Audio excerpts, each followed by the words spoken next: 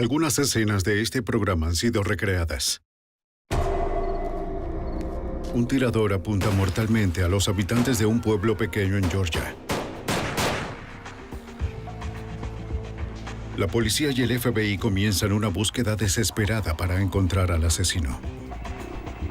Luchan para darle sentido a la evidencia a medida que crece el número de muertes. En un intento por detener al asesino antes de que ponga en la mira a su próxima víctima.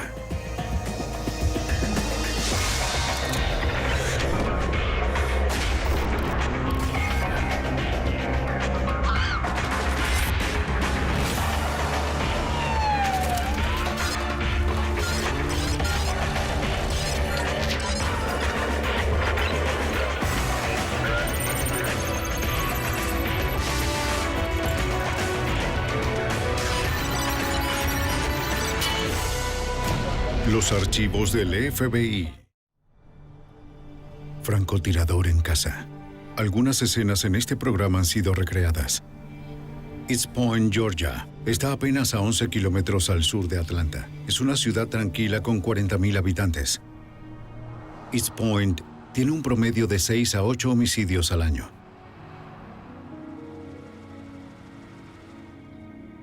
1 de marzo de 2001. Un hombre está preocupado por su madre. Llega a su casa para confirmar que está bien. Es su costumbre hablar diariamente con su madre, pero ese día no respondía a sus llamadas. Entonces ve algo que no encaja y que lo lleva al vehículo de su madre. ¡Mamá! Hace ¡Mamá! un descubrimiento terrible. ¡Oh, Dios! ¡Mamá!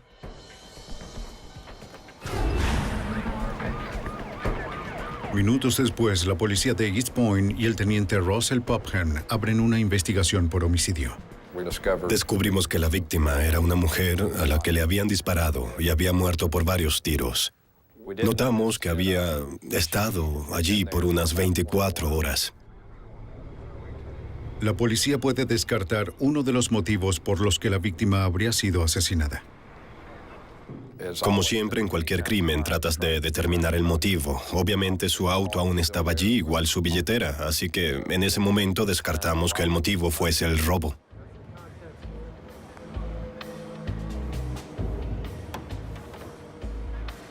Los detectives identifican a la víctima como Pamela Clark. También encuentran una placa. John, revisa.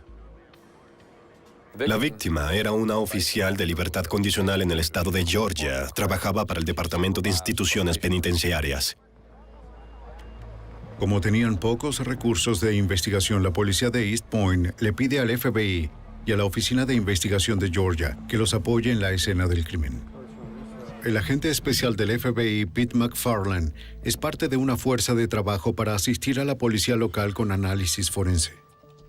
Muchas policías locales no cuentan con equipo como luz UV. Procesamos autos para encontrar huellas digitales latentes.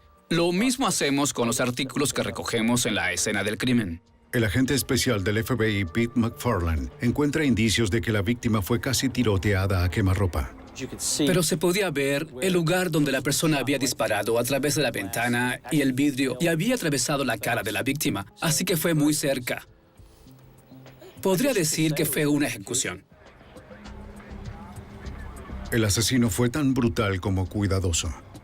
El detective de la policía de East Point, Bobby Gray, no encuentra ningún casquillo de bala en la escena a pesar de que hubo múltiples disparos. La ausencia de casquillos implica que hubo un revólver. Hasta que no probemos lo contrario, vamos a asumir o que la persona los recogió o que usaba un revólver. La policía creía que se trataba de un homicidio premeditado por la falta de evidencia. No había huellas en la escena del crimen. Todo era muy estéril. Los detectives querían averiguar quién querría ver muerta a Pamela Clark. Buscando respuestas, acuden a su hijo. Hablaba con su madre todos los días, pero ella parecía feliz y nunca mencionó problemas con los expresidiarios. Para los investigadores, el tiroteo fatal fue un ataque aleatorio. Esa noche, los detectives van puerta a puerta por el vecindario. Buscan a cualquiera que haya visto algo sospechoso en las últimas 24 horas. Soy el teniente Popham con la policía de East Point. Hablamos con los residentes para investigar todo. Encuentran un solo testigo. Él estaba en las sombras. Sin embargo, La noche anterior, ella había oído algo que podría haber sido disparos. Luego vio a alguien alejándose sin prisa. ¿Recuerda qué hora era? como a las 8. La testigo dijo que vio a un hombre de 1,80 m. Estaba como a 36 metros de distancia, así que solo pudo decir que tenía pelo corto y que medía cerca de 1,80 m y que era de contextura promedio. No había mucha iluminación, eso era todo lo que sabía. Si tiene algo más que decirme o recuerda algo, llámeme. Desafortunadamente, la testigo no está segura de reconocer al hombre si lo ve de nuevo. Tiene 3 heridas de bala. La médico forense confirma varios hallazgos que los investigadores vieron en la escena del crimen. Pamela Clark fue asesinada 24 horas antes de que su cuerpo fuese descubierto. De esta dirección, voy a remover la bala. Entiendo. La médico forense encuentra 4 heridas de bala, 3 hacia el lado izquierdo del torso y una en la región de la axila derecha. La cercana ubicación de las 3 heridas es consistente con la teoría de la policía de que el asesino disparó desde muy cerca. La policía consigue sus primeras pistas sobre el arma asesina cuando la forense retira 3 balas calibre .40 del cuerpo. Aunque se recuperan 3 balas, la víctima tiene 4 heridas de bala. Revisen todo esto, aquí abajo. Los investigadores recuperan la 4ª bala del asiento del copiloto del auto de la víctima. También es calibre .40. Los agentes se percatan de que el auto está repleto de correo promocional, recibos y otras cartas. El hijo de la víctima dice que su madre revisaba su correo en el auto después de recogerlo de su buzón. Los agentes también notaron otros artículos. Pensé que pudo haber tenido niños en su auto, porque también había varios envoltorios. Basados en la evidencia recuperada en el auto, la autopsia y entrevista con testigos, los detectives arman un escenario de crimen que revela a un agresor implacable y calculador. Los investigadores sospechan que el asesino esperó a que Pamela Clark llegara a su casa la noche del 28 de febrero de 2001, como a las 7:30 de la noche. Parecía que estaba familiarizado con la rutina de su víctima cuando volvía a casa del trabajo. Tenía un blanco cautivo mientras revisaba su correo. Los detectives creen que el asesino recogió todos los casquillos calibre .40 o los reservó de otra forma mientras disparaba. Luego dejó que Pamela Clark muriera. La policía tiene una teoría de cómo fue asesinada, pero no tienen sospechosos y hay un asesino suelto. Tenemos una historia policial extrema. Tenemos las balas, tenemos el vehículo y tenemos un cuerpo. Pero eso es todo. Con tan poco para seguir, será difícil hacer justicia en el caso de la oficial penitenciaria. La policía de East Point y el FBI tienen a un asesino suelto, un homicida que asesinó a la oficial penitenciaria Pamela Clark. No tienen pistas ni sospechosos. Solo saben que el asesino se le acercó mientras estaba dentro de su auto y luego le disparó 4 veces a quemarropa con un revólver calibre .40. Todo va bien, no hay problemas. No mucho. Hablamos luego. Investigadores como el teniente Russell Popham de la policía de East Point tratan de entender por qué alguien quería a Pamela Clark muerta. Hay un dicho que dice que si puedes determinar el motivo, puedes resolver el crimen. De inmediato fuimos a trabajar con su familia cercana, sus contactos, así como su trabajo como oficial penitenciaria. El hijo de la víctima nunca mencionó que tuviera enemigos. Los detectives se enfocan en el trabajo de la víctima, donde se codeaba a diario con criminales peligrosos. Un oficial del sistema penitenciario tiene el poder de enviar de nuevo a la cárcel a un criminal. Bien, esta es su oficina. Muy bien. Puede revisar lo que quiera y si me necesita... La policía revisa la oficina de la víctima para examinar sus expedientes. La verdad, sus expedientes tenían entre 70 y 100 casos.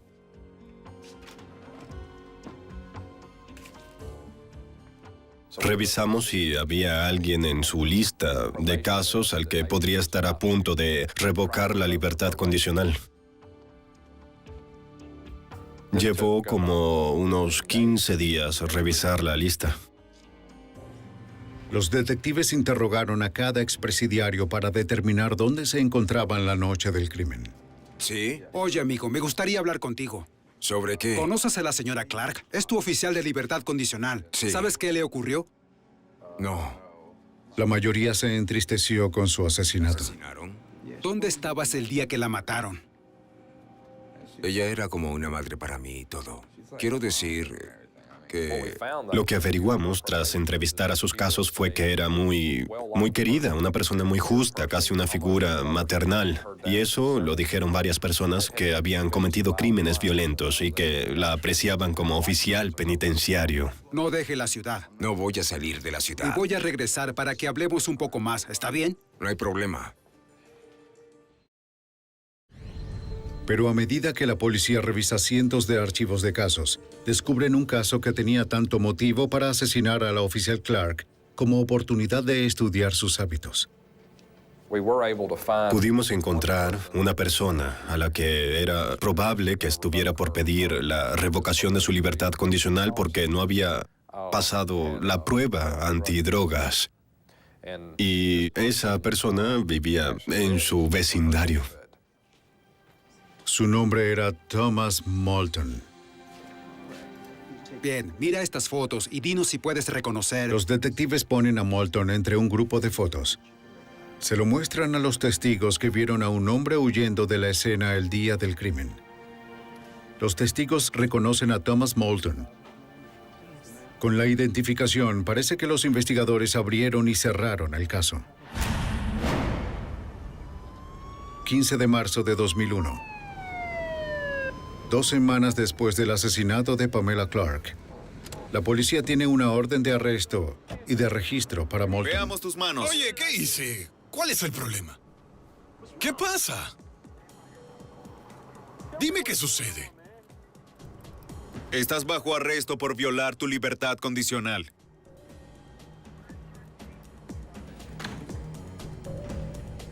Durante la revisión de la casa de Moulton, los investigadores descubren una prenda parecida a la que un testigo vio la noche del asesinato. Esto se parece a la descripción. Sí parece, Sí. ¿verdad? Me imagino que eso es todo. La policía hace un descubrimiento perturbador. Tenía una caja de balas 9 milímetros en su habitación y, aunque sabíamos que las rondas usadas era calibre 40, esto mostraba que este expresidiario tenía balas, aunque no debía. Esto nos alarmó, la verdad, mucho nos alarmó. Bien, veamos qué tenemos. Revisa eso. ¿Qué tenemos aquí?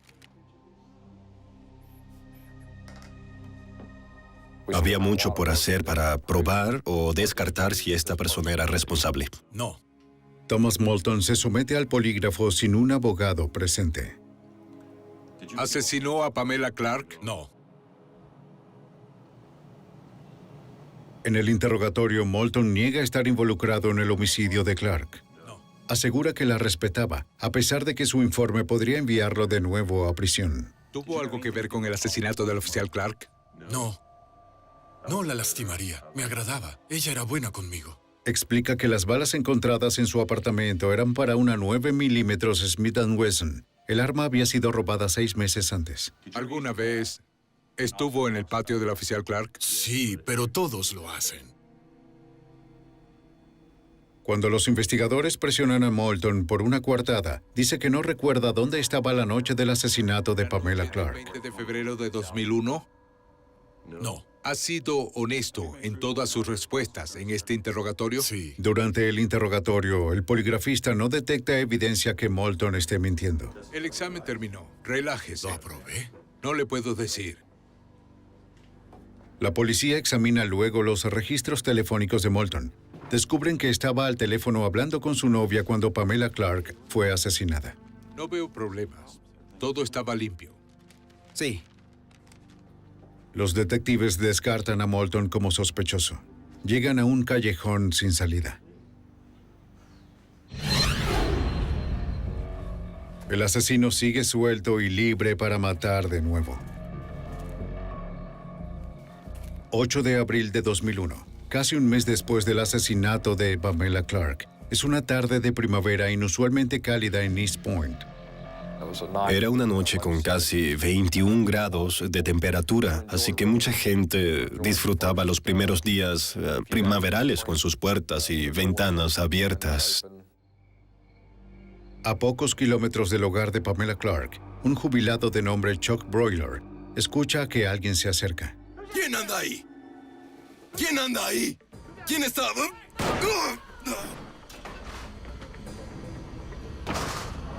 La bala destroza su brazo y penetra en su pecho. Trata de luchar, pero pierde sangre con rapidez. El tirador se queda. Luego desaparece en la oscuridad. El teniente de la policía de East Point, Russell Popham, trata de conseguir una descripción del atacante, Necesito moverlo. Solo relájese. pero de nada sirve. Un minuto, señor.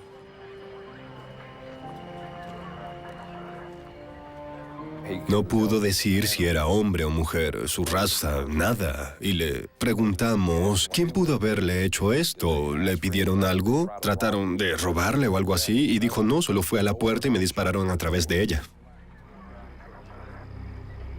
Los detectives encuentran evidencia que confirma que le dispararon casi a quemarropa. Incluso pudimos ver el residuo de pólvora alrededor de la pantalla, así que supimos de nuevo que era algo cerca y personal y parecía que sí era el blanco. La policía recupera un casquillo. Detective, tenemos un casquillo aquí. Sí, calibre 40. Es calibre .40. Luego los detectives encuentran una pista inusual dejada deliberadamente por el tirador. Era una nota de amenaza que decía, fui encerrado por 6 semanas, alguien debe pagar. Al reverso, la nota está firmada con resaltador amarillo. El tirador firma Jack. Mientras la policía de East Point trata de descifrar la nota, no se imaginan que habrá más violencia a unos pocos kilómetros.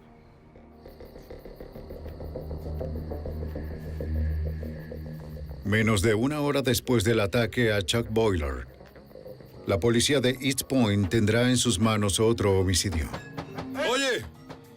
¡Oye! ¿Hay alguien aquí? En la primavera de 2001, la policía de East Point, Georgia, investiga el asesinato de la oficial penitenciaria Pamela Clark. No tienen sospechosos. Un mes después, un tirador le dispara a Chuck Boiler a quemarropa, destrozando su brazo. La policía encuentra una nota dejada por el tirador en la que se hace llamar Jack. En menos de una hora tras el ataque de Chuck Boiler, un hombre se aproxima a otra casa en East Point. ¡Hey! ¡Oye! ¡Por favor, abra la puerta! ¡Necesito ayuda! ¡Oh! ¡Espere! ¡Voy a llamar al 911! El hombre no es un tirador, es una víctima.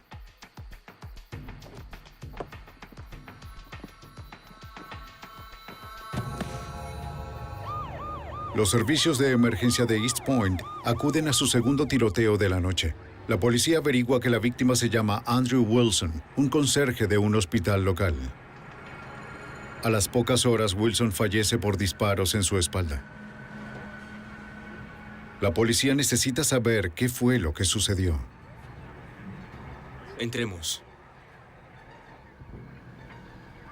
Encuentran respuestas en la calle. Un vehículo abandonado sin nadie en su interior. La policía revisa las matrículas y averiguan que el auto pertenece a la víctima. Los investigadores encuentran impactos de bala en el auto que indican que Wilson fue baleado mientras pasaba el cruce. Es probable que el disparo fatal pasara a través de la ventanilla trasera del lado del conductor, atravesara el asiento del copiloto e impactara en la espalda de la víctima. Los detectives creen que después de ser baleado, Wilson salió de su auto y desesperadamente buscó ayuda en el vecindario. ¡Hola! ¡Necesito ayuda, Voy a llamar al 911.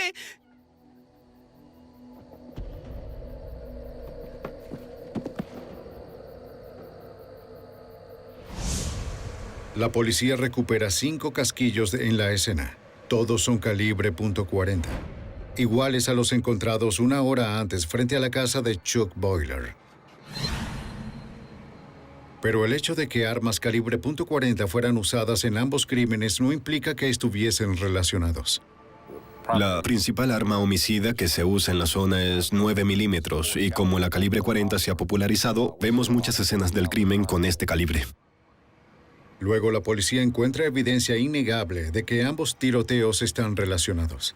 Hay un tirador en serie suelto en la ciudad de East Point que se hace llamar Jack. Solo necesito hacerle unas La preguntas. policía de East Point recorre el vecindario en busca de testigos. Sí. Encuentran a una mujer que vio a un hombre moreno merodeando la zona antes del tiroteo. Ella vio a este hombre parado allí y que iba de un lado a otro y lo vio por 10 o unos 15 minutos y dijo que no le pareció habitual, para nada. La testigo llamó a la policía para reportar al hombre. Preguntaba si podrían enviar una patrulla a Fitz con Brown. Sí, bien, hay un hombre afuera y nunca lo he visto en mi vecindario. Su aspecto da miedo. Bien, gracias. Gracias. Cuando regresó a la ventana, ella vio a un auto acercarse al cruce.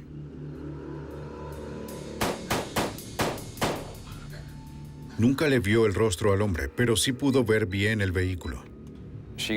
Ve un auto americano último modelo.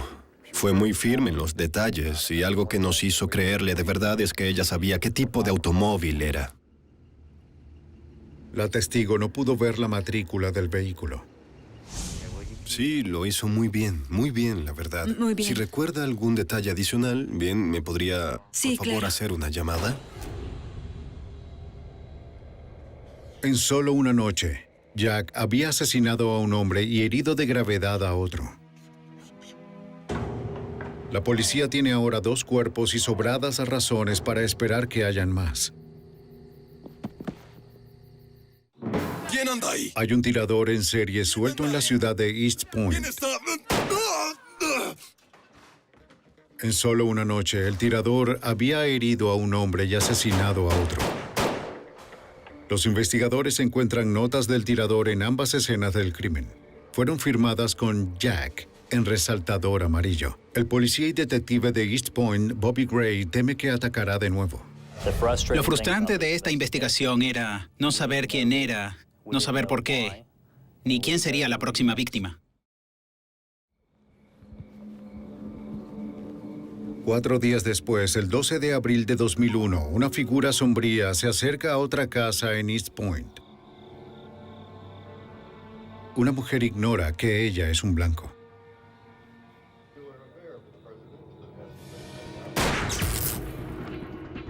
No escucha el disparo.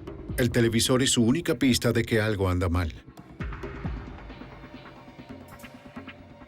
Entonces divisa un agujero de bala y llama al 911. Bien, le enviaremos a alguien, gracias. La policía de East Point responde al tiroteo más reciente. Los detectives creen que el tirador le apuntó a la mujer y le dio al televisor por error. Tiene suerte de estar viva. ¿Escuchó algo antes del disparo? No, estaba sentada viendo televisión y recuerdo estar hojeando la revista y eso es todo lo que recuerdo. ¿Estás segura? Sí, lo estoy. Bien. Si el televisor no hubiese estado frente a la ventana, la persona frente al televisor estaría muerta. La bala entró por la ventana, atravesó la pantalla a través de la parte de atrás de la TV y por fortuna quedó atascada dentro del aparato. Los investigadores descubren la escalofriante nota que apoya su teoría y amenaza a muchas más víctimas. Dice, vayan contando sus bolsas de cadáveres. Sabíamos que esta persona no se detendría. Tendríamos más víctimas. No era cosa de si volvería a ocurrir, sino de cuándo y cuántos. La policía no dudaba de que quien fuera el tirador era el asesino que se hacía llamar Jack. Horas más tarde, técnicos en escenas del crimen recuperan una bala del televisor de la mujer. Es calibre .40, consistente con el modus operandi de Jack. Detectives de East Point necesitan detener a Jack antes de que cumpla su amenaza de llenar más bolsas de cadáveres. Piden apoyo a otras agencias policiales y al FBI.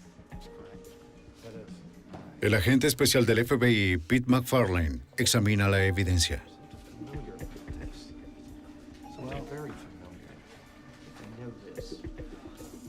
Reconoce las notas. Encontró una cuando procesó el auto de la oficial penitenciaria Pamela Clark. Al principio pensó que era solo garabatos de un niño. Pero ahora vincula el asesinato de Pamela Clark a la ola de asesinatos. Esto es, sabía que ya había visto esto. Caballeros, vean lo que tenemos. Eureka. Esa es la palabra que quería usar. Eureka. Aquí hay una conexión. Cuando comienzas a conectar todo, la escritura es muy similar. O la forma en bloque hecha con un resaltador. Era como si esta persona tratara de decir, bien, soy un asesino en serie. Estoy allá afuera disparándole a la gente sin ninguna razón. El parecido entre las notas apuntaba a un asesino metódico, calculador y consistente. Jack escribió cada nota en media hoja de papel blanco estándar. Jack cortó a mano cada nota, dejando bordes irregulares. Y Jack firmó cada nota con resaltador anaranjado o amarillo. Los detectives creen que una nota contiene el posible motivo. Estuve encerrado por 6 semanas por nada. Alguien debe pagar. Los investigadores revisan registros de cualquier enviado a prisión por el tiempo que dijo Jack. No encuentran sospechosos viables. Jack y su motivo real continúan siendo un misterio. Como investigadores con 4 escenas del crimen, no teníamos, la verdad, nada. No teníamos sospechoso, no teníamos a nadie. Aquí tenemos 1, 2. La policía examina los antecedentes de las víctimas, enfocándose en algún vínculo entre ellos que mostrara un patrón en sus ataques. Tenemos activo 95 Norte, así que ese punto. Llegamos al punto de individualidades. Si hacían su cambio de aceite en el mismo lugar, si su auto lo reparaban en el mismo sitio, cosas como esas. Revisamos cualquier avenida posible para conectarlos o para refutar que era aleatorio. El único vínculo que encuentran es que todas las víctimas viven en los límites de la misma ciudad. Todo estaba centrado en East Point, en lugar del tirador actuando en College Park, que está ubicado al lado de East Point, o incluso en Atlanta o en Hatfield, u otra jurisdicción cerca de East Point. Todo estaba focalizado cerca de allí. Los detectives saben que cuando el asesino ataque de nuevo, será en East Point. Cualquiera dentro de los límites de la ciudad podría ser un blanco. La policía toma medidas nunca vistas para alertar al público. Usan un sistema computarizado para discar cada teléfono en East Point. Cualquiera que atienda la llamada escucha un mensaje de alerta sobre el asesino.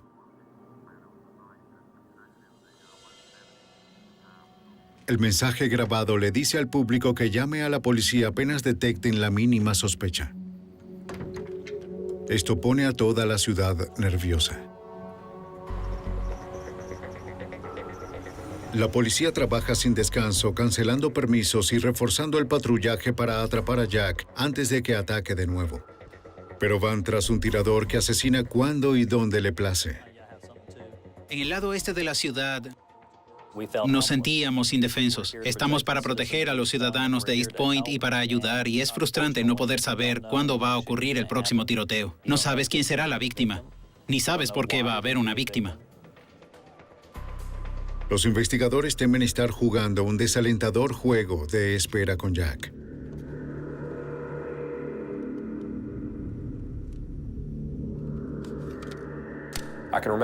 Recuerdo a un agente veterano del FBI que trabajó en varios casos de asesinato en serie, casos de violadores en serie. Nunca olvidaré esto que dijo. Es probable que tengas que sentarte y esperar que pase de nuevo, y eso no es lo que quieres escuchar.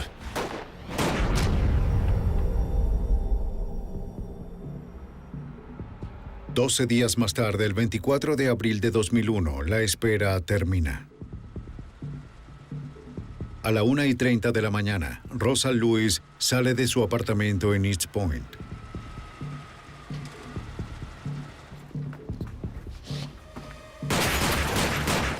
Es la quinta víctima de Jack.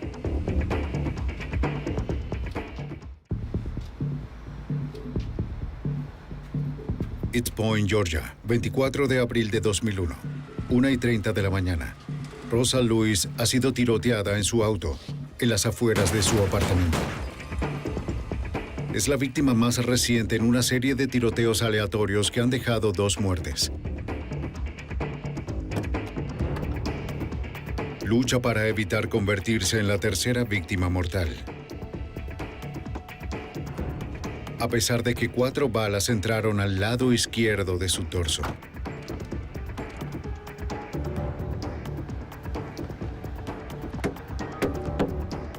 Rosa. Espera. Voy a llamar a 911. Su compañera de casa llama al 911 mientras Rosa Lewis se desmaya. La policía de East Point, el Buró de Investigaciones de Georgia y el FBI acuden de inmediato. ¿Qué tenemos aquí? ¿Cómo se encuentra? No se ve muy bien. El teniente de la policía de East Point, Russell Popham, no consigue respuestas de la víctima. No en ese momento, y es probable que nunca.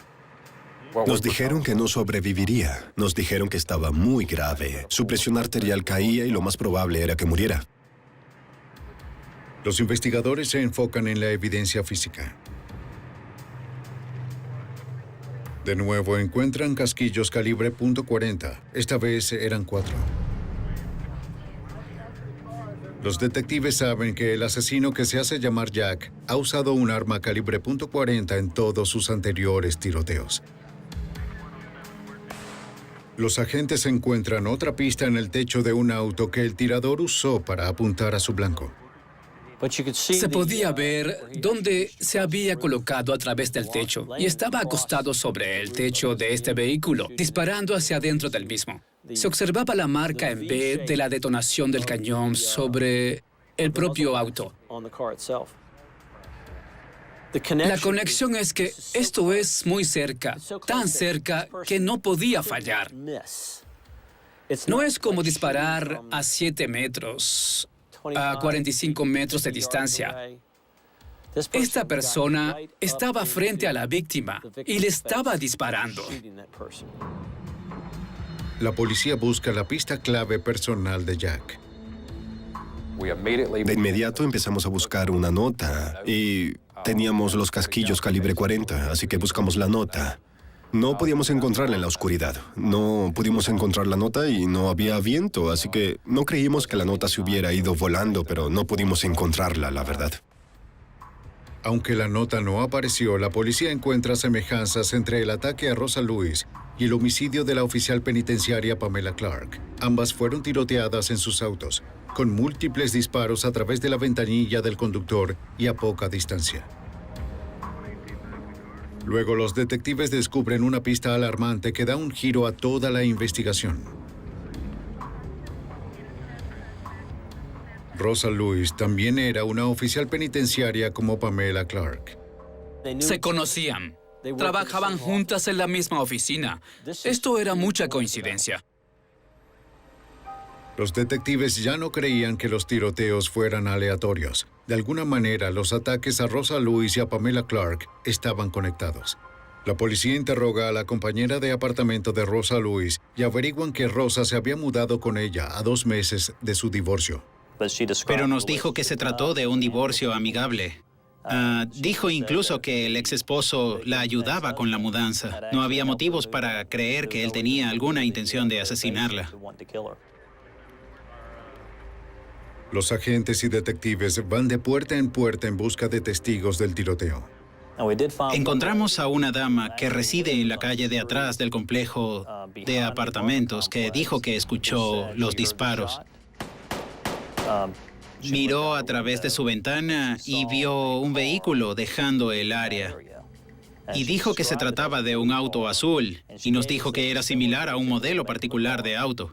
Así que ahora teníamos un auto, la marca y el modelo, solo que no teníamos con certeza la matrícula del vehículo. La testigo nunca vio el rostro del asesino. De nuevo, la policía solo cuenta con la descripción de un auto. Más tarde esa mañana, la policía informa a la familia de Rosa Louise sobre el tiroteo, incluyendo a su ex esposo William Louise. Llamamos a la puerta y nadie respondió. Tocamos unas veces más y cuando estábamos a punto de irnos y mientras nos dirigíamos a nuestro auto, un vehículo llega. Lo primero que notamos era que ese auto no solo era muy parecido, sino del mismo tipo que el que fue descrito abandonando el tiroteo. El conductor es William Louise. Señor Louise. Los detectives le informan de la trágica noticia. Somos agentes, detectives, ¿bien? Es sobre su ex esposa. Le dispararon. Recibió múltiples disparos. Cuando le dijimos que su esposa había recibido múltiples disparos y que podía morir, no pareció impactado. No preguntó sobre su condición. No dijo, debo ir a verla. No dijo, ¿qué están haciendo para atrapar a esta persona? Era casi como si le hubiésemos informado algo que no era en realidad tan importante. ¿Le importa si revisamos su vehículo? No me importa. ¿Y las llaves? Los detectives pidieron revisar el auto de Louise. Accede y dice que es alquilado. Tras horas del tiroteo, la policía podía esperar encontrar un arma, balas o una nota firmada con resaltador amarillo si William Louise es Jack, pero no encuentran nada. Está limpio. Oiga, ¿le importaría si...? Los investigadores entonces le piden permiso a Louise de registrar su casa. Él accede.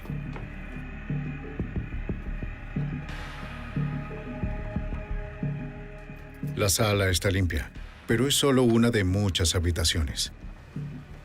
Señor Louise, ¿es esa su habitación allá atrás? Sí. ¿Le importa si reviso? No, adelante. Muy bien. En la habitación, la policía encuentra artículos comunes en cualquier oficina de un hogar. Pero en este caso, tienen un significado escalofriante. Estaba de pie en la habitación y observé sobre su cómoda. Y había varios resaltadores. Eran de los mismos colores de las notas que habíamos encontrado antes.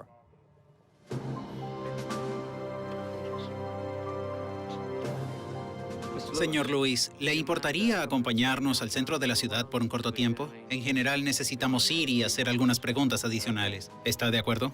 ¿Al centro? Sí. El hallazgo da pie a que los detectives le piden a Louise que vaya con ellos para ser interrogado. Él accede. Creo que quería cooperar lo máximo posible. Nos quería convencer de que no era la persona que buscábamos. La policía no tiene forma de saber si acaban de meter en su auto a Jack o si era otro callejón sin salida. La oficial penitenciaria Rosa Louise permanece en coma luego de recibir 4 disparos en el pecho. La policía cree que ella es la 5ª víctima de un tirador en serie que se hace llamar Jack. Los detectives encuentran evidencia circunstancial que apunta al ex esposo de la víctima, William Louise. Pero todavía no tienen idea de por qué se hace llamar Jack o de qué provocó la matanza. Mientras Louise es transportado a la estación policial para interrogarlo, otros investigadores son enviados a la oficina donde su ex esposa trabajaba. Revisan su escritorio por pistas. Es la misma oficina donde la primera víctima, Pamela Clark, laboraba. Las mujeres eran buenas amigas. Los investigadores encuentran evidencia de que Rosa Louise temía por su vida. Semanas antes de que fuera atacada, escribió una carta y la colocó en su escritorio. Decía que si cualquier cosa le ocurría, su ex esposo sería el responsable. Por la carta, el detective Bobby Gray de la policía de East Point se entera que Louise amenazó a Rosa para evitar que se divorciara de él. Le decía cosas como, conozco a personas que te pueden hacer cosas. Yo sé cómo deshacerme de ti. Y dijo cosas como, voy a volarte la cabeza. En su carta, Rosa Louise implica a su ex esposo en el asesinato de Pamela Clark. Pamela ayudó a Rosa con su divorcio y le recomendó un abogado de divorcios. Eso puso furioso a William Louise. En su mente, si ella no hubiese convencido a su esposa en dejarlo, su esposa aún estaría con él. Estaba tan molesto con ella que sería la primera persona contra la cual arremetería. Pamela fue asesinada la noche después de que Rosa decidió dejar a su esposo. Durante el interrogatorio, los detectives enfrentaron a William Louise con la nota encontrada en el escritorio de Rosa. Ha estado actuando de modo irracional en extremo. Mucha gente me ha prevenido que tenga cuidado. Y le leímos la carta en el interrogatorio y le preguntamos sobre estas amenazas y nos dijo que eran solo vacías. Dijo, esas son amenazas vacías. Son amenazas vacías. No hay nada en eso. Son vacías. Esas son todas amenazas vacías, eso es todo. Amenaza Sí. vacía, al punto de que le escribiera una carta a un abogado. Son solo palabras, eso es todo. ¿Alguna vez maltrató a su esposa? No. ¿La golpeó? No. ¿Le dio una paliza? Le preguntaron más sobre su relación con su esposa.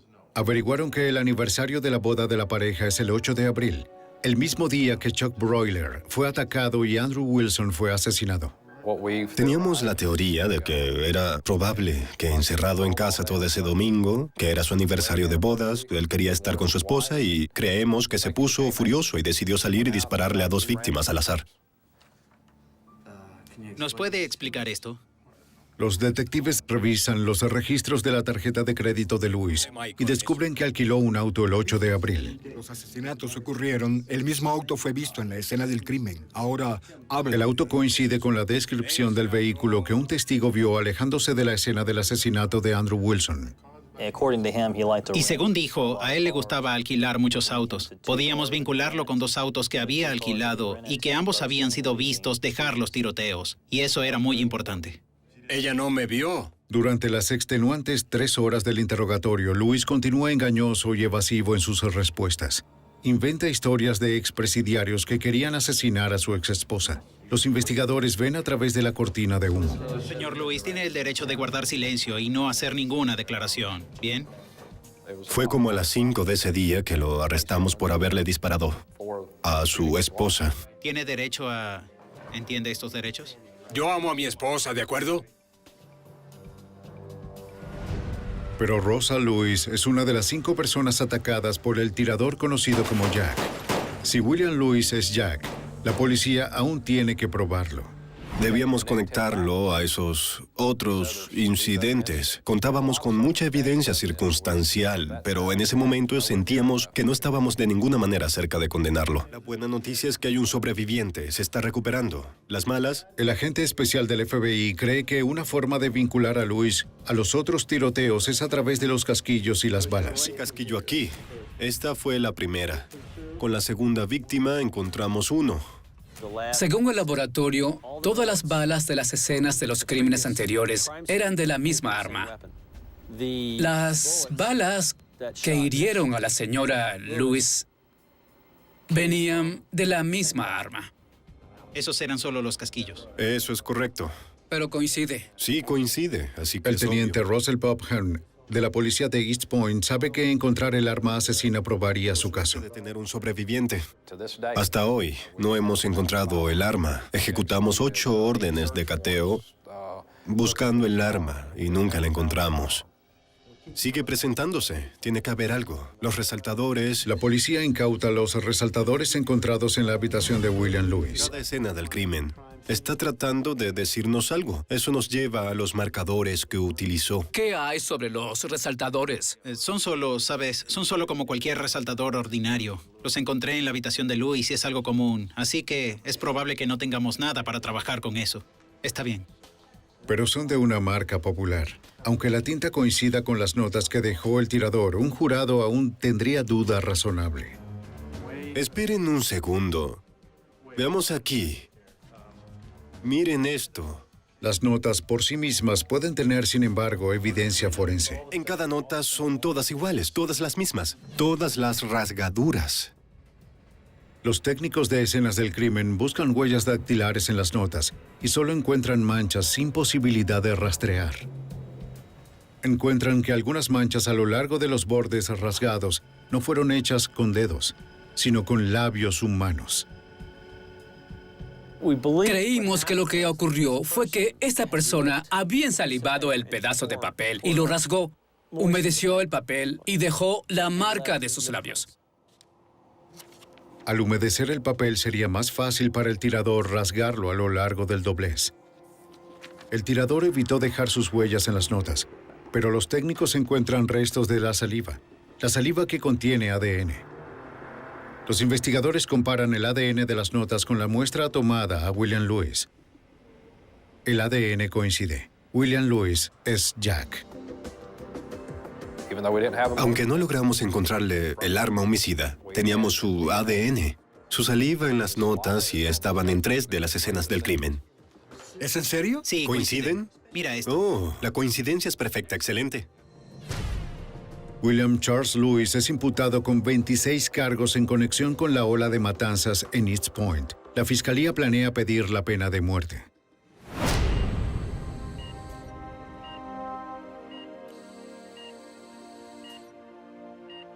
La ex esposa de William Lewis sale del coma luego de meses de hospitalización y regresa a casa.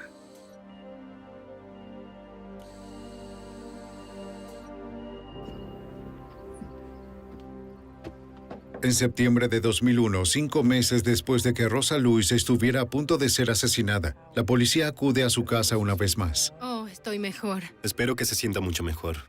¿Le llegó esto hoy? Sí, así es. La señora Lewis me llamó y me dijo, acabo de recibir una carta, está aquí, no la he abierto. Quiero que venga y se la lleve. Fui allá donde residía y recogí la carta y la pude leer. Básicamente se trataba de una disculpa a su esposa. Por la carta, los detectives supieron de los motivos bizarros tras la ola de matanzas. Él sabía que si asesinaba a su primera víctima, que era la amiga de su esposa, eso le haría mucho daño a su esposa. La segunda, la tercera y la cuarta víctima fueron solo para despistar a la policía. ¿Y le funcionó? La carta cierra todos los 5 casos y sella el destino de William Lewis. No solo teníamos su ADN en la escena, lo cual era suficiente para condenarlo, sino que ahora teníamos una confesión sobre las razones por las que lo hizo. Con su confesión por escrito, William Lewis se declara culpable de todos los cargos. Es sentenciado a prisión de por vida, más 191 años sin posibilidad de libertad condicional. Todos discutimos alguna vez sobre si no lo hubiéramos capturado. ¿Se habría continuado con lo que empezó? Disparándole a la gente solo para alejarnos de su único propósito, que era asesinar a su esposa. Saben, despistarnos. Sospecho que es probable que hubiese seguido si no hubiese sido detenido. Solo William Lewis sabe cuántas más víctimas al azar habría asesinado para cubrir sus huellas. Los esfuerzos conjuntos de la policía de East Point, el Buró de Investigaciones de Georgia y el FBI se aseguraron que nunca tuviera la oportunidad de asesinar de nuevo.